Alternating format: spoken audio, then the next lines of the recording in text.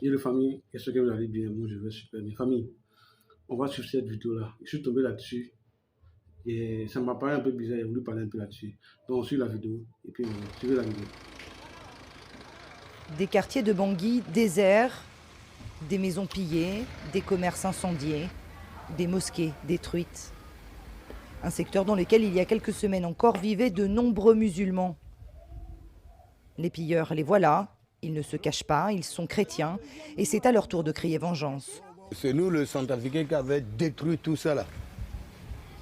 Donc on ne voulait pas voir le musulman ici à Centrafrique.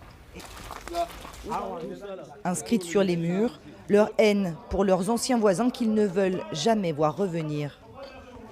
Quand on prie le musulman, on doit mis au mort. Donc on doit tuer le musulman. C'est ça le LED. Ouais.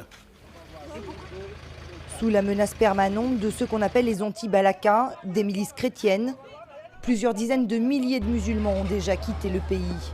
En convoi, entassés, ils sont escortés par les forces africaines car le voyage est périlleux. Sur la route, les camions sont régulièrement attaqués.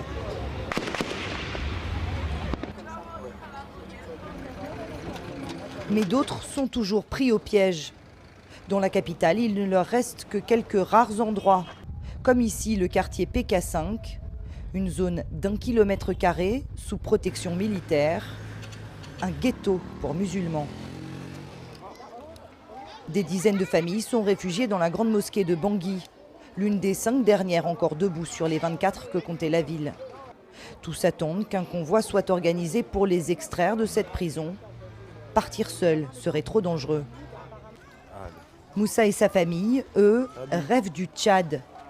Ils n'ont pas d'argent, rien à transporter. Leur maison a été pillée puis brûlée le mois dernier. Moussa a d'ailleurs tout juste échappé à la mort. Ils m'ont attrapé. Ils voulaient même me décapiter. Mais ils commencent même à me frapper. Voilà, je suis blessé. Mes voisins sont intervenus. C'est par rapport à ça que j'ai eu un peu de chance. Nathalie, sa femme, est chrétienne. Et pourtant, elle aussi a été menacée de mort. On ne veut pas nous voir avec les musulmans, quoi. C'est pour cela qu'on a fui. J'ai changé le nom de mes enfants aussi. Pourquoi tu as changé le nom de tes enfants? Parce qu'ils sont musulmans. Lui, il s'appelle Habib. La fille s'appelle Rabiatou. J'ai changé, j'ai donné Abigaël. Et l'autre, j'ai changé, j'ai mis Josué. On ne laisse pas les musulmans. C'est pour cela que j'ai changé leur nom. Même des enfants? Oui, même des enfants. Cette violence communautaire va rattraper Moussa dès le lendemain. L'imam d'une mosquée